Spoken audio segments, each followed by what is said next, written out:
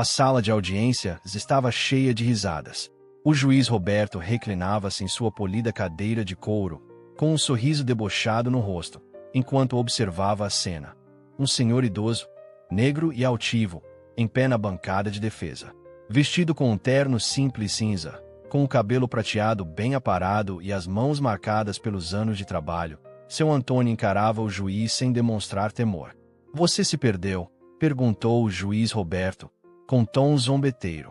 "Aqui não é clube social, é tribunal. Estava esperando encontrar seus netos, ou algo assim."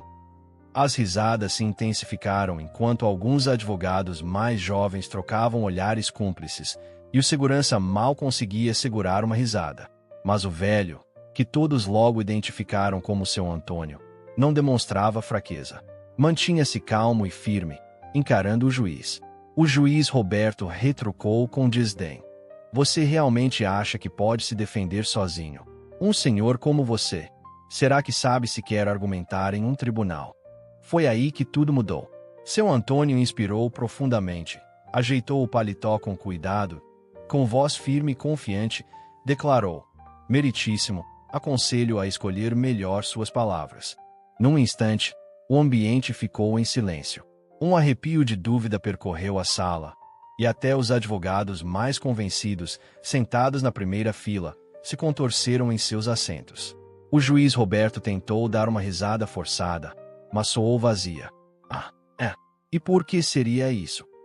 Seu Antônio inclinou-se levemente para frente e respondeu com frieza: "Porque ganhei mais processos do que o senhor jamais presidiu. E o senhor cometeu um grande erro." Suspiros e até o tilintar de um clipe ecoaram na sala, e a taquígrafa parou momentaneamente de digitar. O sorriso do juiz esvanecera. Quem era esse homem? 2 dias antes, o sol brilhava sobre São Paulo e as ruas fervilhavam de gente apressada, celular na mão e copo de café na outra. Em um café modesto na Avenida Paulista, seu Antônio mexia seu chá com um pouco de açúcar. Ele não tinha pressa.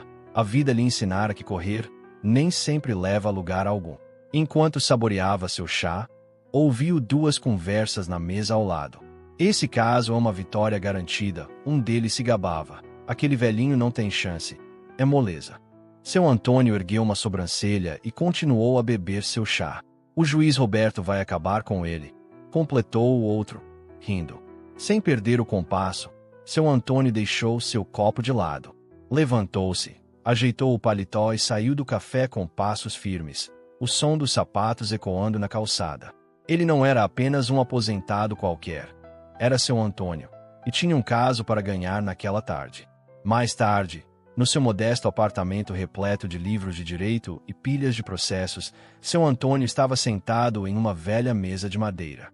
Seus olhos examinavam cada detalhe dos documentos, enquanto suas mãos marcavam as partes mais importantes. Ele se preparava para a batalha daquela noite. Lá fora, as luzes da cidade piscavam como se o encorajassem. De repente, o telefone tocou. "Senhor, espero que saiba o que está fazendo", disse uma voz hesitante. Era Marcos, seu jovem assistente recém-formado, visivelmente nervoso. "O juiz Roberto não respeita qualquer um, especialmente alguém como o senhor." Seu Antônio sorriu gentilmente. "Marcos, eu já estive nessa estrada por muito tempo. Se eles tentarem me subestimar, é exatamente o que eu espero." Na manhã seguinte, seu Antônio entrou no fórum com a postura ereta e a cabeça erguida.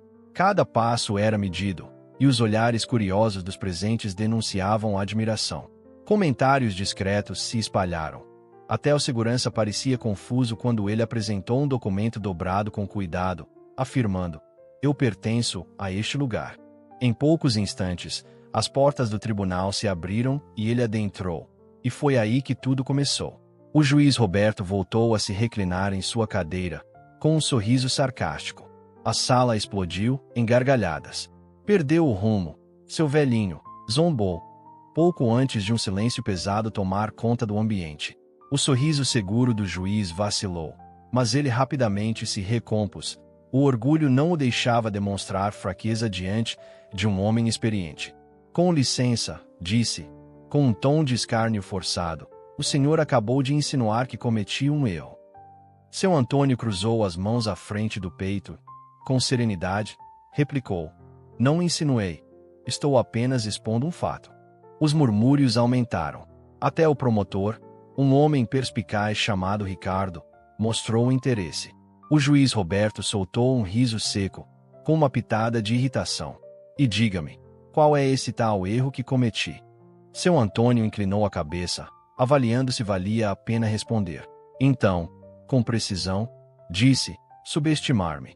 As mãos do juiz, brancas de tanta tensão, agarravam a borda do balcão. Ele abriu a boca para replicar, mas antes que pudesse, seu Antônio se virou para organizar seus papéis, um gesto de poder que dizia: meu tempo é precioso demais para ser desperdiçado. A tensão era palpável, cortante como uma faca. Pela primeira vez em anos, o juiz Roberto sentiu uma dúvida. 2 semanas antes, seu Antônio passava os dedos pelas lombadas dos antigos livros jurídicos em sua biblioteca particular. Fazia décadas que não pesava num tribunal. Mas quando uma ação foi movida contra ele por algo que não cometeu, soube que não tinha escolha. Uma advogada jovem poderia ter entrado em pânico. Alguém mais fraco, desistido. Mas seu Antônio simplesmente preparou um chá e entrou em ação. O caso era absurdo. Uma tentativa descarada de intimidá-lo por uma suposta infração de zoneamento que ameaçava sua pequena propriedade. Achavam que ele cederia à pressão. Estavam enganados. Marcos até lhe pediu para deixar o caso nas mãos de outros advogados, dizendo: tem muitos que poderiam resolver isso. Seu Antônio sorriu e respondeu: nenhum deles é como eu. De volta à sala de audiências, o juiz Roberto olhou para seus apontamentos. Então, senhor Antônio, o senhor está se defendendo sozinho. Conhece as acusações contra o senhor? Conheço, respondeu calmamente. O juiz sorriu de forma presunçosa. Então, deve saber que a lei não é algo que se entra e simplesmente ganha. Seu Antônio manteve o olhar fixo e replicou: imagino que o senhor também saiba que fazer suposições num tribunal pode ser muito perigoso. Um silêncio carregado percorreu a sala, e os jovens advogados trocaram olhares surpresos. O juiz apertou os maxilares, voltando-se para o promotor, disse: senhor Ricardo, vamos prosseguir. Ricardo, ajeitando seu terno azul marinho impecável, pegou um grosso dossiê e caminhou até o centro da sala. Senhoras e senhores, o que temos aqui é um caso simples, começou com voz segura. O senhor Antônio está, sem dúvidas, infringindo as leis de zoneamento da cidade. Objeção, interrompeu seu Antônio, sem desviar o olhar dos seus papéis. Ricardo vacilou. Com licença. O juiz Roberto estreitou os olhos. Com base em que? Seu Antônio ergueu a cabeça, com expressão neutra, e respondeu: com base no fato de que o senhor Ricardo acabou de proferir uma afirmação falsa. Ricardo resmungou: falso, senhor Antônio, os documentos mostram claramente o que dizem. Receio que o senhor tenha se enganado, interrompeu seu Antônio. O juiz Roberto inclinou-se, demonstrando impaciência. Senhor Antônio, o senhor precisa apresentar uma justificativa sólida para interromper a acusação. Seu Antônio assentiu levemente, e com destreza, ergueu uma folha de papel, exibindo-a. Eu tenho. Os olhos do juiz brilharam enquanto examinava o documento, e a sala aguardou em suspense. Então, seu Antônio declarou: com isto, posso provar que tudo o que o senhor Ricardo afirmou é completamente falso. Gritos de surpresa se espalharam como fogo. O rosto do juiz empalideceu, enquanto Ricardo ficava rígido. Seu Antônio sorriu e disse: checkmate. O ambiente ficou silencioso, e o juiz, com o martelo firmemente em mãos, parecia trêmulo. Até o advogado mais seguro demonstrava insegurança. Ricardo avançou, murmurando: isso não pode ser. Sua voz tremia. Mas seu Antônio, impassível, replicou: examine de perto, se quiser. O silêncio se estendeu enquanto Ricardo hesitava, claramente sem saber como agir. Por fim, o juiz Roberto forçou um resmungo: senhor Antônio, o senhor tinha essa prova o tempo todo. Com um pequeno sorriso, seu Antônio respondeu: claro. O juiz piscou, tentando formar palavras, mas logo se calou. Ricardo, impaciente, Avançou para agarrar o papel. Contudo, ao lê-lo, sua confiança desmoronou, e seu rosto ficou pálido enquanto ele mal segurava o papel. Não, murmurou. Isso não pode estar certo. Seu Antônio apenas sorriu, levemente. Garanta o que esta. Um mês antes, ao amanhecer, seu Antônio chegou ao cartório de registros da cidade, um lugar que não visitava há anos, mas cujas rotinas jamais se esquecem. Com determinação, ele vasculhou as prateleiras. Uma atendente jovem olhou, confusa. Senhor, posso ajudá-lo? Colocando sua pasta de couro sobre o balcão, ele disse educadamente: preciso dos registros de zoneamento da Avenida Paulista, lote 129. A atendente franziu o senho. Essa informação é confidencial. Só pode ser solicitada por advogados ou autoridades. Seu Antônio sorriu, abriu sua pasta e deslizou um pequeno cartão preto pelo balcão. Os olhos da atendente se arregalaram.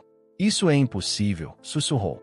Seu Antônio esperou pacientemente enquanto ela engolia em seco e dizia: vou providenciar os arquivos imediatamente, senhor, antes de desaparecer no fundo.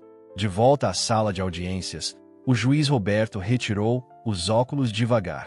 Senhor Antônio, o senhor gostaria de explicar isso?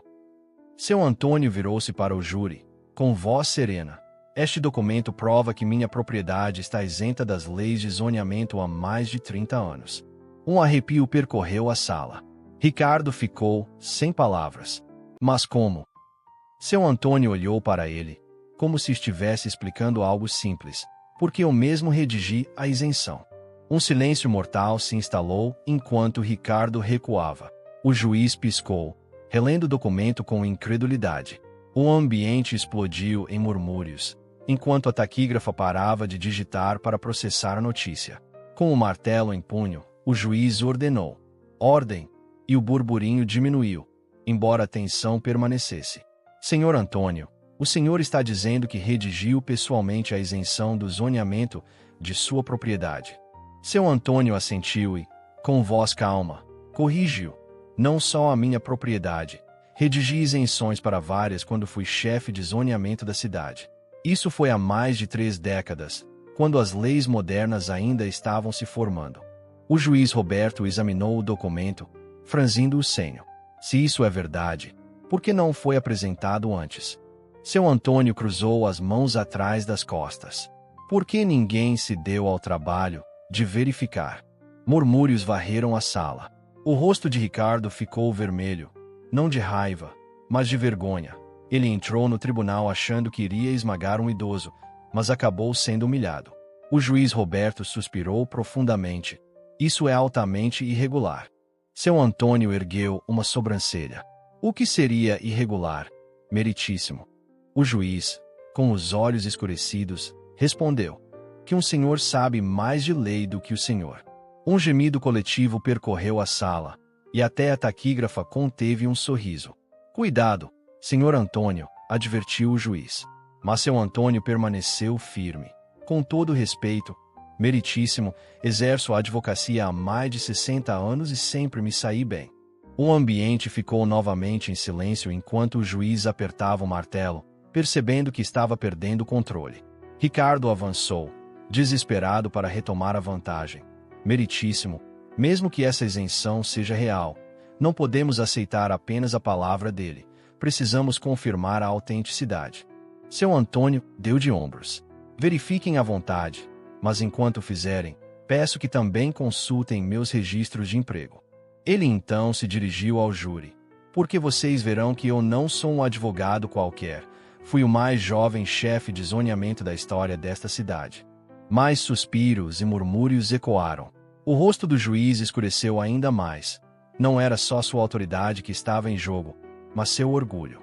Ricardo tentou falar, mas gaguejou.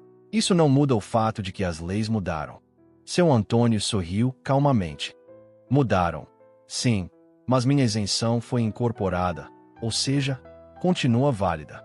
Ricardo abriu a boca diversas vezes, mas acabou se calando. O juiz Roberto reclinou-se, com o maxilar tenso, consciente de que, se o que seu Antônio dizia fosse verdade, não havia caso contra ele. Alguém mais tem algo a dizer? Perguntou o juiz a Ricardo, cujo rosto se enrubescia de frustração enquanto negava com a cabeça. Então, disse o juiz, voltando-se para o júri, diante das provas apresentadas, não vejo razão para prolongar este caso. A sala se silenciou enquanto o juiz ajustava seus óculos, respirava fundo e anunciava: este tribunal decide em favor do Sr. Antônio. Um silêncio atônito se seguiu, quebrado apenas por aplausos, suspiros e gritos de comemoração. Com a mesma compostura de sempre, seu Antônio soltou um suspiro, e um leve sorriso despontou em seus lábios. Enquanto isso, o juiz Roberto esfregava a cabeça, percebendo que havia entrado no caso achando ser o homem mais poderoso da sala. Agora sabia a verdade. Ricardo, ainda atônito, perguntou baixinho: quem é o senhor, afinal? Seu Antônio recolheu seus papéis, lançou um olhar de cumplicidade, com tom quase irônico, respondeu: alguém que o senhor deveria ter pesquisado antes. E, com isso, saiu do tribunal, deixando para trás um rastro de murmúrios, sussurros e espanto. Marcos apressou-se a segui-lo pelo corredor de mármore, os passos ecoando com confiança. Senhor Antônio, foi incrível. Eu sempre soube que o senhor era bom, mas aquilo foi de outro nível.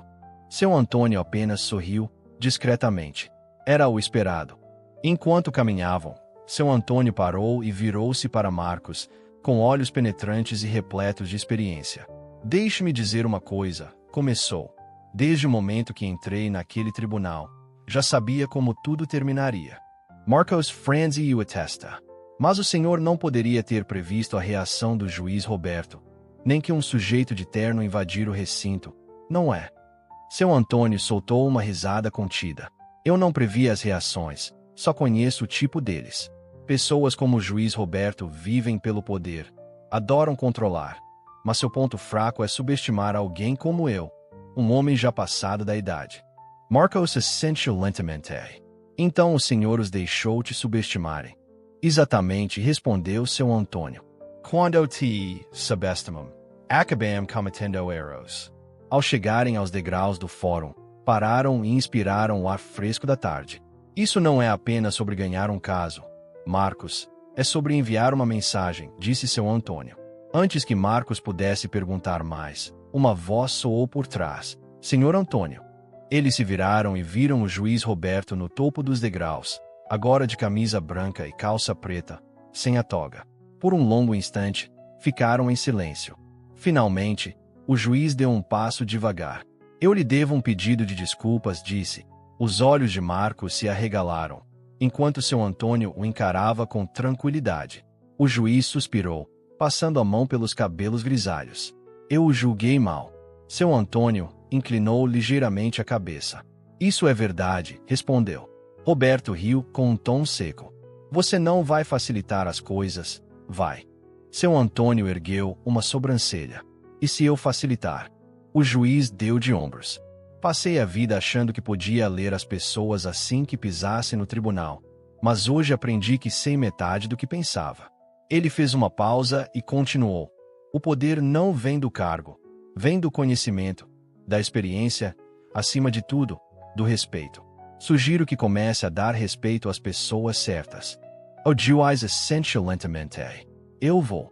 Depois de um breve silêncio, seu Antônio deu um leve aceno e se afastou. Marcos apressou-se para alcançá-lo. Você acha que ele vai mudar? Perguntou em voz baixa. Seu Antônio expirou calmamente. Talvez, mas se algum dia decidir voltar à advocacia, não precisará de um tribunal para se provar. Olhou para o horizonte, com os arranha-céus imponentes ao fundo. Esta cidade é um grande tribunal. Nesse exato momento, um carro preto parou ao lado deles. A janela desceu e uma voz familiar chamou. Senhor Antônio, ainda causando alvoroço, hein? O sorriso de seu Antônio desapareceu ao reconhecer o rosto, um rosto que não via há décadas. No carro, um homem com um sorriso inconfundível observava. Bem, disse ele, apoiando o cotovelo na porta. Não tinha certeza se o senhor ainda estava por aqui. Marcos franzi o atesta. Quem é esse? Seu Antônio demorou um instante antes de responder. Esse é o Ronaldo. O sorriso do homem se aprofundou. Então o senhor se lembra de mim? Perguntou ele. Marcos arregalou os olhos. Spear, o ex-promotor Ronaldo? Ronaldo riu levemente. Isso mesmo, garoto. Eu era importante. Mas foi o senhor que destruiu minha reputação. Não foi. Marcos ficou tenso. Mas o senhor foi caçado. Ronaldo deu de ombros. Bem, alguns nunca gostaram do meu jeito de fazer as coisas. Os olhos de seu Antônio se estreitaram. O senhor não foi apenas impopular. Ronaldo foi um impostor. Prendeu inocentes e lucrava com o sofrimento deles. Ronaldo pareceu perder um pouco o brilho do sorriso. Assistir o senhor derrubar o juiz Roberto hoje foi quase divertido, até nostálgico. O senhor não perdeu o toque, seu Antônio.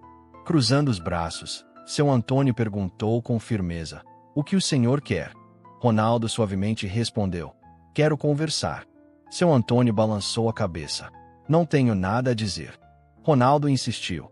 Acho que temos muito a discutir. Estou de volta, seu Antônio. Marcos se contorceu. O que isso quer dizer? Seus lábios se apertaram. Ronaldo brilhou os olhos. Quer dizer, querido, que ainda não terminei com esta cidade. Um silêncio pesado se instalou. Seu Antônio respirou fundo. O senhor foi caçado. Ronaldo já não tem poder. Ronaldo sorriu, mas havia algo sombrio em seu olhar. É o que o senhor pensa. Seu Antônio o encarou. Finalmente, Ronaldo retirou um envelope preto elegante do bolso e o estendeu. Considere isto um convite.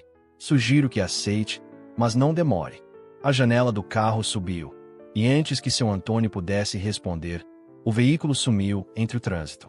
Marcos ficou pálido. Senhor Antônio, o que acabou de acontecer? Seu Antônio olhou para onde o carro havia desaparecido, com o maxilar tenso. Isso foi o Ronaldo, e significa que a cidade está em sérios apuros. Marcos hesitou. Mas se ele foi caçado, o que realmente pode fazer? Seu Antônio balançou a cabeça. Você não entende, Marcos. Ronaldo nunca precisou de licença para ser perigoso. Depois de alguns momentos de reflexão, Marcos perguntou: e agora, o que faremos? Seu Antônio olhou para o horizonte, a determinação brilhando em seus olhos. Fazemos o que fizemos antes, derrubamos ele. Naquela noite, na sala de seu apartamento, as luzes da cidade projetavam sombras longas enquanto ele revia arquivos antigos, recortes de casos, depoimentos e o relatório final que uma vez derrubou o ex-promotor Ronaldo. Seus dedos percorriam as manchetes desbotadas. Ex-promotor Ronaldo, descasado, preso em escândalo de corrupção. Marcos, sentado à sua frente, observava os papéis com crescente inquietação. Senhor Antônio, esse cara era pior do que eu imaginava, disse, folheando um relatório sobre suborno, intimidação e adulteração de provas. É incrível que ele nunca tenha ido para a cadeia. Seu Antônio suspirou devagar. Quase foi. Mas Ronaldo era astuto demais. Cada testemunha contra ele ou desaparecia ou mudava sua versão. Marcos Franzi ou Rostel. Então o senhor foi quem o derrubou. Os olhos de seu Antônio escureceram. Encontrei a única testemunha que ele não conseguiu silenciar. Marcos inclinou-se. O senhor depôs contra ele, certo? ISS. O custou tudo. Um silêncio pesado se instalou. Sim, respondeu calmamente. Quando se derruba alguém como Ronaldo, você não só arruína a carreira dele, você faz inimigos poderosos. Perdi amigos, fui ameaçado, vigiado, aprendi que, não importa o quanto lute, a corrupção sempre volta. Marcos hesitou antes de perguntar. Se pudesse recomeçar, o senhor faria de novo? Sem hesitar, seu Antônio respondeu, com certeza. Marcos balançou a cabeça, incrédulo. O senhor é incrível, senhor Antônio. Um sorriso discreto surgiu em seu rosto. Foi então que uma batida forte ecoou pelo apartamento. Marcos saltou. Está esperando alguém. Seu Antônio franziu o senho e caminhou até a porta, espiando pelo olho mágico. Seu coração quase parou ao ver um homem de terno preto elegante, um rosto que ele não via há anos. Quem é? Perguntou Marcos, em tom baixo. Com voz firme, porém contida, seu Antônio respondeu. É um fantasma do passado. Ele destrancou a porta e a abriu, revelando Natanael. Nathaniel sorriu cordialmente. Oi, seu Antônio, cumprimentou, mantendo o tom frio. Marcos perguntou, e você é? Natanael riu. Eu sou Natanael. Eu costumava limpar a bagunça deixada pelo Ronaldo. Seu Antônio, com voz cortante, questionou. O que você quer, Natanael? Natanael suspirou e disse, Ronaldo me enviou. Marcos se contorceu. Enviou? Como uma ameaça. Natanael deu de ombros. Pode chamar de alerta. Diga a ele que, se quiser conversar, que venha pessoalmente.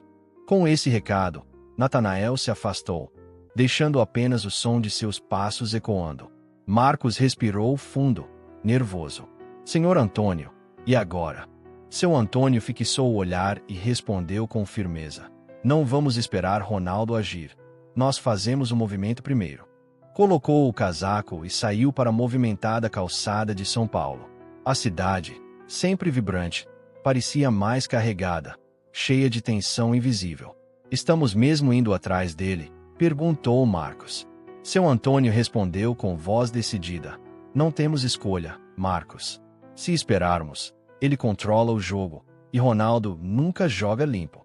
Após chamar um táxi, eles seguiram rumo ao próximo destino. No trajeto, seu Antônio murmurou 2 palavras. Tomás Silva. Marcos arregalou os olhos. O cara que Ronaldo incriminou, mas ele ainda está na cadeia. Seu Antônio apertou a mandíbula. Exato. É por isso que precisamos falar com ele. 40 minutos depois, na penitenciária de Catanduvas, as luzes fluorescentes davam um tom sombrio à sala de visitas. Sentados à mesa de metal gelado, seu Antônio e Marcos aguardavam. A porta se abriu e um homem alto, cansado, vestido com um macacão laranja, entrou. Seus cabelos já grisalhos nas têmporas e seu corpo marcado pelo tempo, era Tomás. Ao cruzar os olhares com seu Antônio, algo se acendeu em seus olhos. Reconhecimento, curiosidade e até um pouco de ressentimento. Tomás sentou-se do outro lado do vidro e pegou o telefone. Seu Antônio fez o mesmo. Você tem coragem de vir aqui, senhor Antônio, falou Tomás com voz rouca. Eu sei quem o senhor é. Com voz firme, seu Antônio respondeu. Eu sei. Tomás, o que deseja? Tomás inclinou-se um pouco. Ronaldo está de volta. Ele apertou o telefone. Ele voltou. E isso não é bom para ninguém. Marcos interveio timidamente. Depois de tanto tempo, será que ele ainda tem poder? Tomás suspirou. Não sei o que ele planeja. Mas se ele voltou, a coisa vai piorar para todos. Seu Antônio olhou fixamente para ele. Qual foi a última coisa que Ronaldo lhe disse antes da sua condenação? Tomás cerrou os olhos. Após um instante, murmurou. Ele me chamou de elo fraco. Marcos franziu o rosto. Yellow fraco. Tomás assentiu. Ele não queria só me prender. Queria me apagar, como se eu nunca tivesse existido. Seu Antônio bateu levemente na mesa. Ronaldo sempre agiu com precisão. Se ele voltou agora, é porque algo grande está para acontecer. Tomás, com os olhos escuros, perguntou. Se eu provar sua inocência, acha mesmo que mudará algo? Sua voz soava amarga. Ninguém se importa com um caso antigo, senhor Antônio. Seu Antônio permaneceu inabalável. Eu me importo. Tomás inclinou-se e, com voz baixa, confidenciou. Há mais, Ronaldo não está sozinho. Ainda há pessoas poderosas por trás dele. Marcos arregalou os olhos. Quer dizer que há gente influente protegendo-o. Tomás assentiu lentamente. E se Ronaldo voltou, eles querem vê-lo de volta. Isso não é apenas sobre um velho inimigo. É muito maior. Após um longo silêncio, seu Antônio desligou o telefone. Obrigado, Tomás. Tomás, com um olhar cansado, respondeu. Só termine o que começou. Ao saírem da prisão, Marcos perguntou. E agora, o que faremos? Com expressão séria, seu Antônio disse. Vamos descobrir quem puxa as cordas de Ronaldo. Enquanto caminhavam sob o frio da noite, o peso das palavras de Tomás pairava sobre eles. Ambos sabiam que Ronaldo fazia parte de uma rede perigosa, uma rede que o protegia há anos. Marcos quebrou o silêncio. Se o que Tomás disse é verdade, não estamos só contra Ronaldo. Estamos contra todos que o ampararam.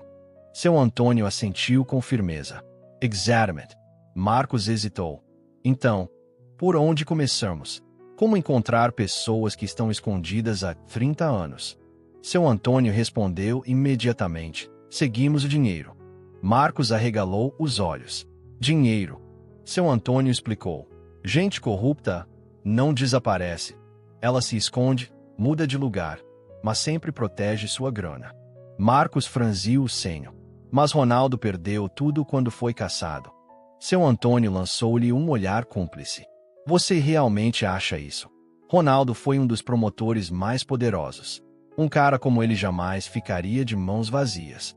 Após uma pausa, Marcos perguntou: como rastreamos esse dinheiro? Seu Antônio, com os olhos sombrios, disse: falamos com alguém que sabe como achar isso. Naquela noite, no subúrbio de baixa luz da zona central, eles chegaram a um galpão abandonado no fim de um beco escuro. A porta enferrujada rangia enquanto seu Antônio batia 3 vezes, num ritmo preciso. Marcos resmungou. Que ideia péssima. Depois de alguns instantes tensos, a porta se abriu devagar, revelando um homem magro, tatuado e de terno de couro gasto, Vinícius. Seus olhos se encontraram com os de seu Antônio, e um sorriso maroto apareceu em seu rosto. Ora, se não é o senhor Antônio, disse Vinícius, tanto tempo, hein? Ele olhou para Marcos. E quem é esse, garoto? Marcos respondeu com firmeza, não sou criança. Seu Antônio suspirou. Vinícius, não temos tempo para conversa fiada, precisamos da sua ajuda. Vinícius recostou-se. Minha ajuda? Eu não faço favores, Antônio. Não é favor, é negócio. Vinícius estreitou os olhos. Fale. Seu Antônio aproximou-se. Precisamos rastrear o dinheiro de Ronaldo. Vinícius ficou sério, de imediato. Ronaldo, é? Quer dizer que ele ainda tem dinheiro guardado? Marcos franziu o rosto. Claro que tem. Um cara como ele sempre tem reservas. Vinícius riu.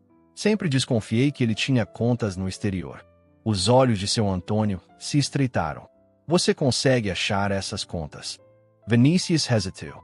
Talvez, mas não será fácil. Se ele voltou, quem o apoia já transferiu a grana. Marcos passou a mão pelos cabelos. E o que fazemos então? Vinícius suspirou. Só há um jeito, um tanto arriscado. Seu Antônio ergueu a sobrancelha. Diga, Vinícius, depois de um silêncio, continuou. Precisamos encontrar o antigo banqueiro pessoal dele. Marcos arregalou os olhos. Ele tinha um banqueiro pessoal. Vinícius assentiu. Claro, todo político corrupto e criminoso tem um. E se Ronaldo ainda tem acesso ao dinheiro, só pode ser por causa de um cara, Dário. O olhar de seu Antônio se tornou frio. Dário, é. Marcos perguntou. Onde encontramos esse Dário? Vinícius sorriu. Esse é o melhor. Dário não está mais em um escritório chique. Depois que Ronaldo foi caçado, ele sumiu, exceto que me deve um favor. Marcos olhou nervosamente. Onde ele está agora? Vinícius sorriu maliciosamente. O único lugar para onde um banqueiro desacreditado vai, quando não tem para onde correr, é Atlântida. Marcos resmungou. Ah, não? Isso só piora. Seu Antônio virou-se para Vinícius. Partimos de manhã. Vinícius ergueu as mãos. Olha, eu não vou atrás de fantasmas, Antônio. Mas se você quer achar a grana de Ronaldo, Dário é a chave. Seu Antônio assentiu. Então temos trabalho a fazer. Vinícius sorriu. Espero que tenha se preparado com um colete à prova de balas. Na manhã seguinte, a caminho de Atlântida, o táxi seguia silencioso, exceto pelos nervos de Marcos, mexendo no cinto de segurança. Seu Antônio estava totalmente focado. O retorno de Ronaldo tinha desencadeado uma série de eventos. Se Ronaldo estava de volta, seus antigos comparsas ainda estavam à espreita, e se ele estivesse movimentando dinheiro novamente, alguém tinha dado sinal verde. E se encontrarmos esse dinheiro? Perguntou Marcos baixinho. Seu Antônio apertou o volante. Aí saberemos exatamente quem o apoia. Depois de uma pausa, acrescentou. E vamos derrubá-los. O táxi disparou na estrada em direção ao brilho neon de Atlântida. Ronaldo voltará para retomar seu poder. mas seu Antônio estava decidido a mostrar porque ele o havia perdido. Em Atlântida, as luzes de neon brilhavam como estrelas artificiais contra o céu crepuscular. O ar salgado misturava-se com o cheiro de cigarro, e a cidade exalava um ar de desespero e indulgência. Seu Antônio estacionou em um beco escuro, perto do calçadão. Olhando para Marcos e Vinícius, disse: "Entramos, achamos o Dário. Pegamos as informações e não corremos riscos desnecessários." Vinícius riu. "Você fala como se nada disso fosse arriscado." Seu Antônio lançou-lhe um olhar firme. "Só nos leve até ele." Vinícius assentiu e os conduziu para fora. Marcos ajeitou o casaco, visivelmente nervoso. "Não gosto disso. Se o Dário ainda estiver vivo, significa que Ronaldo permitiu que ele permanecesse, ou seja, eles estão de olho." Seu Antônio fechou a porta do carro. "Eu sei. Isso não é só sobre dinheiro, é para expor os poderosos que o protegem." Eles caminharam pelo calçadão, passando por cassinos iluminados e turistas gastando sem pensar. Vinícius os levou até um bar decadente, com uma placa vermelha piscando. "Ele deve estar lá nos fundos", avisou Vinícius. "Não espere uma recepção calorosa." Seu Antônio empurrou a porta, sem hesitar. Lá dentro, o bar exalava cheiro de cerveja velha e decepção. Alguns homens se encolhiam em suas mesas e, ao fundo, um homem de terno amassado mexia num copo de uísque. Seu cabelo estava ralo, e suas roupas, antes caras, agora pareciam simples. Mas seu Antônio o reconheceu imediatamente. "Dário", disse, aproximando-se e puxando uma cadeira para sentar ao lado. Dário mal levantou os olhos. "O que deseja?", murmurou.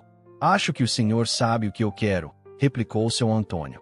Por um breve instante, seus olhares se cruzaram em reconhecimento.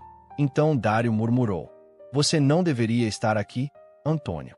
Seu Antônio manteve o olhar firme. "E o senhor não deveria estar se escondendo." Dário suspirou, esfregando o rosto. "Se Ronaldo souber que o senhor está me procurando, é melhor estar preparado para o pior." Marcos se contorceu. "Precisamos saber onde está o dinheiro dele, Dário."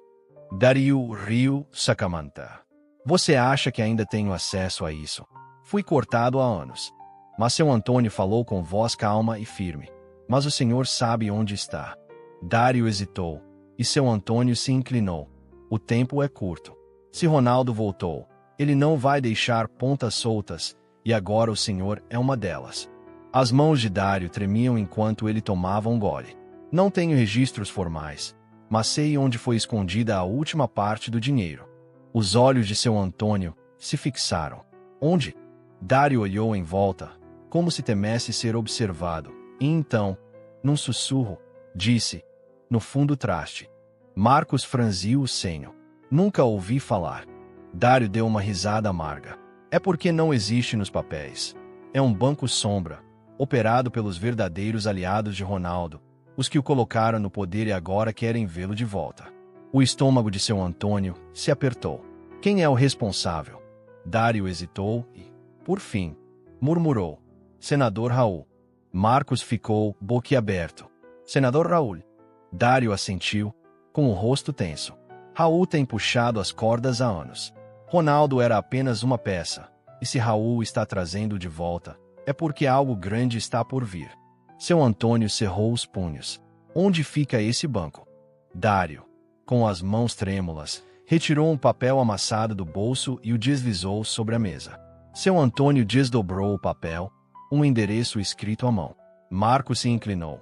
"Isso é, aqui mesmo, em Atlântida." Dário baixou a voz. "Se forem lá, talvez não voltem." Seu Antônio dobrou o papel e se levantou. "Veremos."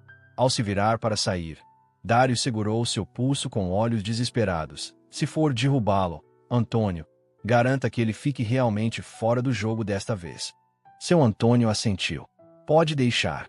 À meia-noite, eles chegaram ao fundo traste, um prédio de vidro elegante e discreto, na orla, que se misturava perfeitamente à paisagem urbana. Vinícius estacionou a alguns quarteirões e, olhando pelo retrovisor, murmurou: "Isto é uma péssima ideia." Seu Antônio saiu do carro, seguido de perto por Marcos, cujo coração batia forte. "Isto é suicídio", sussurrou Marcos. Se não fizermos isso, Ronaldo sai ganhando. Seu Antônio respondeu: então, nós fazemos movimento primeiro. Dentro do prédio, o saguão estava inquietantemente silencioso. Uma recepcionista solitária sentava-se atrás de um balcão de mármore. Seu Antônio se aproximou com confiança. Tenho uma consulta, disse. Não? Perguntou o recepcionista. Antônio Silva respondeu friamente. Sem perder tempo, ela atendeu o telefone e murmurou algo antes de dizer: pode subir. O senhor está esperando. Marcos notou a mandíbula de seu Antônio se contrair levemente. No último andar, as portas do elevador se abriram para revelar um escritório imenso, com janelas do chão ao teto, de onde se via toda a cidade. No centro, com um terno impecável e um sorriso lento, estava Ronaldo. Ele deu um passo à frente, colocando as mãos nos bolsos. Andou se ocupando. Antônio, comentou Ronaldo. Seu Antônio inclinou a cabeça levemente. Você também, Ronaldo. Ronaldo riu suavemente. Quando soube que você tinha voltado, não sabia se ficava impressionado ou desapontado. Seu Antônio respondeu friamente. Curioso, eu pensava o mesmo sobre o senhor. Ronaldo balançou a cabeça. O senhor deveria ter se mantido longe, Antônio. Com voz firme, seu Antônio replicou. E o senhor também deveria ficar quieto. Um silêncio tenso pairou antes de Ronaldo, com um sorriso irônico, dizer: vamos ver quem sai vencedor desta vez. Lá fora, as luzes da cidade brilhavam. Com o clima carregado, a batalha começou. Quando o sol nasceu sobre São Paulo, iluminando os arranha-céus com um brilho dourado, a luta havia terminado. Ronaldo havia sido derrubado novamente. Seu Antônio permaneceu nos degraus do fórum, enquanto equipes de reportagem cercavam o local. As manchetes já estampavam: ex-promotor Ronaldo caçado e preso em escândalo de corrupção. Senador Raul sob investigação federal por lavagem de dinheiro e conspiração. A rede de corrupção estava finalmente desmantelada, expondo os poderosos que controlavam a cidade nas sombras. Marcos, ao lado de seu Antônio, ainda pálido pelos acontecimentos da noite anterior, murmurou: ainda não acredito que conseguimos.